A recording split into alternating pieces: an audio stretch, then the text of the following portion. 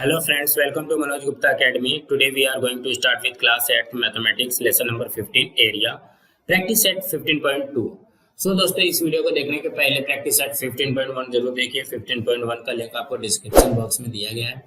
दोस्तों अभी तक आप लोगों ने इस चैनल को सब्सक्राइब नहीं किया तो प्लीज सब्सक्राइब और चैनल लाइक कीजिए और अपने फ्रेंड्स के साथ शेयर। इस प्रैक्टिस सेट में हम लोग सीखने वाले एरिया ऑफ रोम्बस।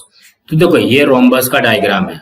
जब इस तरीके से डायग्राम रहेगा तो इसका एरिया कैसा निकलेगा, इसका एरिया क्या बनेगा, ये देखो ये क्या है, इसका डायगोनल है तो ये दोनों डायगोनल का मल्टीप्लाई करने के बाद में इसका हाफ कर देंगे। देखो area of rhombus equal to 1/2 product of length of diagonals, means ये हो जाएगा half into length of diagonals. Length कितना है AC एंड BD, मीन्स इसका आएगा AC इंटू BD। इसको कर लोगे तो हमारा एरिया ऑफ रोम्बस निकलेगा। तो अब हम लोग क्वेश्चन करते हैं। प्रैक्टिस सेट 15.2 क्या दिया गया है, length of diagonals of a rhombus are 15 centimetre and 24 centimetre, find its area. तो यहाँ पे लिखोगे length of the diagonals of a rhombus are 15 centimeter and 24 centimetre. अभी हमको क्या फाइंड करना है, एरिया।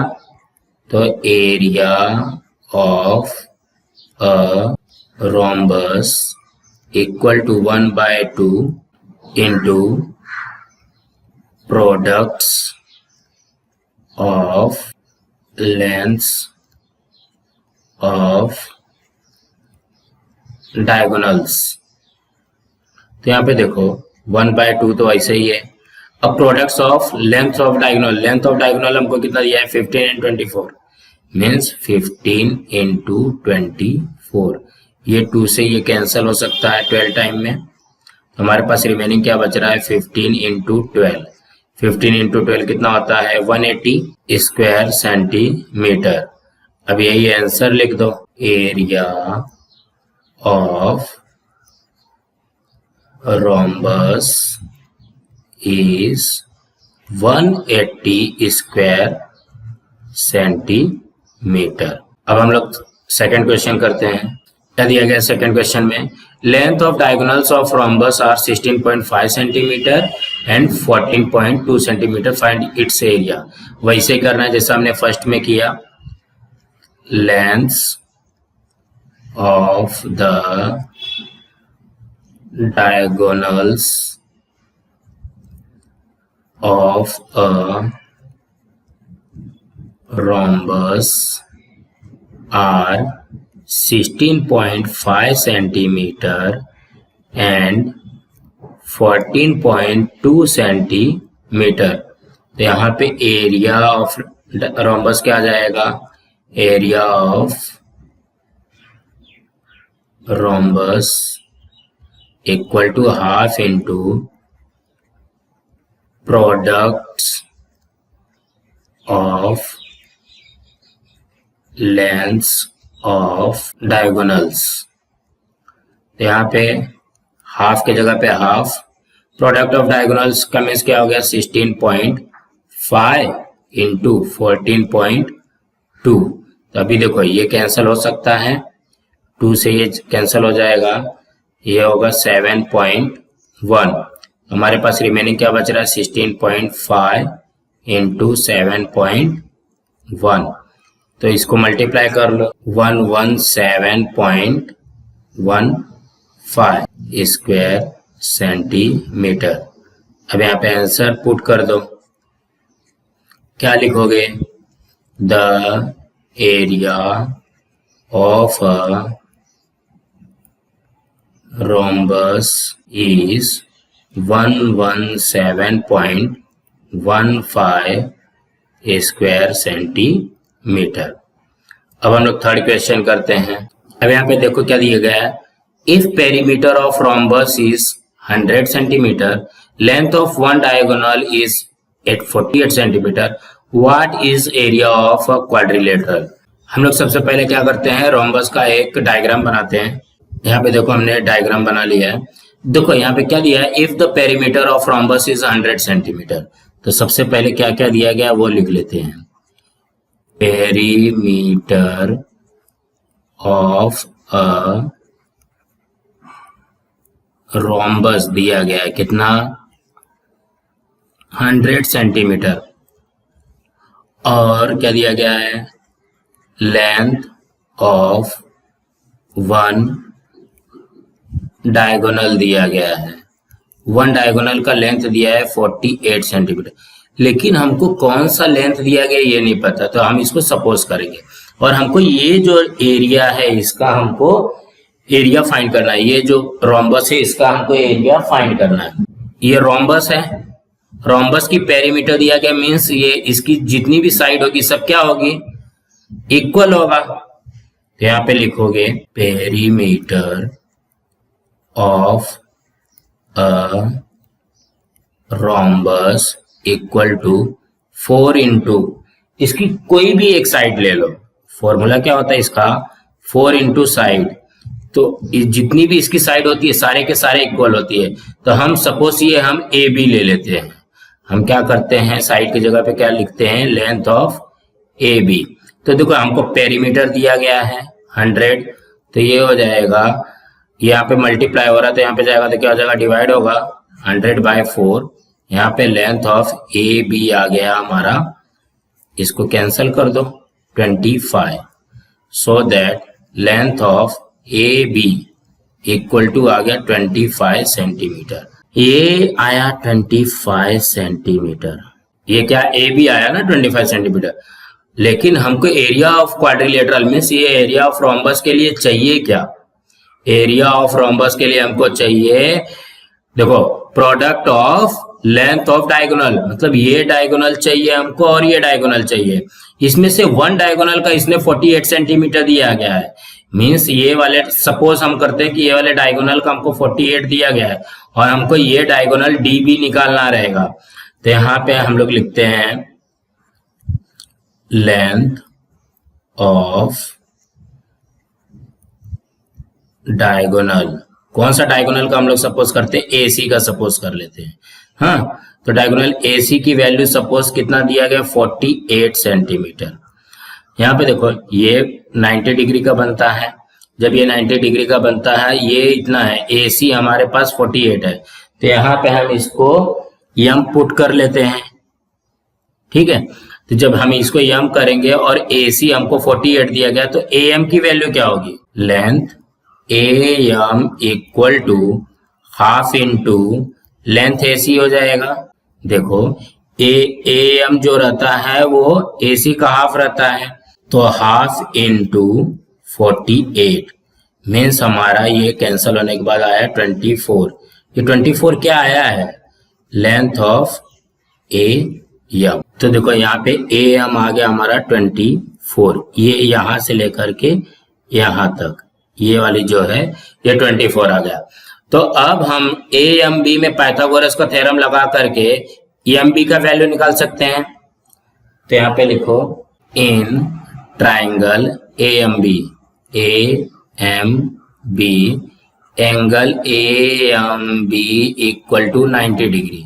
देखो ए एम बी 90 डिग्री है, so that in triangle A M B by Pythagoras theorem, इसमें हम लोग पाइथागोरस थ्योरम लगाते हैं। तो पाइथागोरस थ्योरम में देखो ये क्या है बनेगा, इसका 90 डिग्री के अपोजिट साइड ये बनेगा हाइपोटेनियस, मीन्स यहाँ पे हो जाएगा ए बी का square equal to A M का स्क्वायर प्लस एम बी का स्क्वायर, ठीक है। तो ए बी हमारा कितना है 25 का स्क्वायर, ए एम कितना आया है 24 का स्क्वायर प्लस एम बी, तो यही हमको फाइंड करना है। अब 25 का स्क्वायर कितना होता है 625, 24 का कितना होता है 576 प्लस एम बी का स्क्वायर। अभी देखो यहाँ पे प्लस और इस साइड लेके जाओगे तो माइनस हो जाएगा, 625 minus 576 equal to M B का स्क्वायर। तो ये हो जाएगा हमारा 49 इक्वल टू एम बी का square, so that M B की वैल्यू हो जाएगी under root 49, so that length of M B हो जाएगा हमारा 7 सेंटीमीटर। अब मुझे बताओ, अगर ये लेंथ ऑफ एम बी अगर आया है 7 सेंटीमीटर, ठीक है, तो डी बी कितना हो जाएगा? तो यहाँ पे लिखोगे length of M B equal to half into length of D B. देखो ये भी तो डायगोनल है, डायगोनल हाफ करता है, तो यहाँ पे एम बी की वैल्यू कितनी है? ये 7 हो गया equal to 1/2 into length of D B. अब यहाँ पे देखो ये क्या हो रहा है? डिवाइड हो रहा है, तो इस साइड जाएगा तो क्या हो जाएगा? मल्टीप्लाई होगा। 7 into 2 equal to length of D B. तो यहाँ पे लिखो लेंथ ऑफ डी बी हमको दिया आया कितना हमारा? 7 2 14 सेंटीमीटर। अब देखो वन डायगोनल ए सी तो हमारे पास है, सेकेंड डायगोनल डी बी भी आ गया हमारे पास। अब हम लोग इसका एरिया निकाल सकते हैं, एरिया ऑफ क्वाड्रिलेटरल। तो यहाँ पे लिखो area of a rhombus equal to half into product of length of diagonal. तो लेंथ ऑफ डायगोनल में क्या क्या है? A C into D B. तो ये हो जाएगा हाफ इंटू ए सी कितना है? ए सी हमारा है 48 इंटू डी बी, ये आया 14। तो ये इससे कैंसिल हुआ 24 टाइम में। तो यहाँ पे क्या आ जाएगा? 24 इंटू 14, 336 स्क्वायर सेंटीमीटर। अब यहाँ पे आंसर में क्या लिखोगे? Area of the quadrilateral is 336 square centimetre. यहाँ पे देखो एक्चुअल में हमको देखो पेरीमीटर ऑफ रोम्बस दिया गया था 100 सेंटीमीटर और यहाँ पे लेंथ ऑफ वन डायगोनल दिया गया था 48 सेंटीमीटर और हमको एरिया निकालना था। तो हमको पता है एरिया ऑफ रोम्बस निकालने के लिए half into product of length of diagonal चाहिए। तो लेंथ ऑफ डायगोनल तो हमको वन ही डायगोनल था, तो हमको सेकंड डायगोनल निकालना था। तो सेकंड डायगोनल के लिए पहले ये साइड आना चाहिए, फिर ये साइड आएगा, उसके बाद में हम एम बी निकालेंगे। एम बी निकालने के बाद में इसको मल्टीप्लाई करके डी बी निकाल देंगे, तो मतलब ये सेकंड डायगोनल आ जाएगा। जब ये सेकंड डायगोनल आ जाएगा तो लेंथ, इसको product of length of diagonal करके हम लोग इसका एरिया निकाल सकते हैं। अब हम लोग फोर्थ क्वेश्चन करते हैं। फोर्थ क्वेश्चन में क्या दिया है? If length of a diagonal of a rhombus is 30 centimetre and it's area 240 square centimetre, finds its perimeter. Means हमको इसका पेरीमीटर फाइंड करना है। तो यहाँ पे जो जो चीज दिया गया पहले लिख लेते हैं। Length of a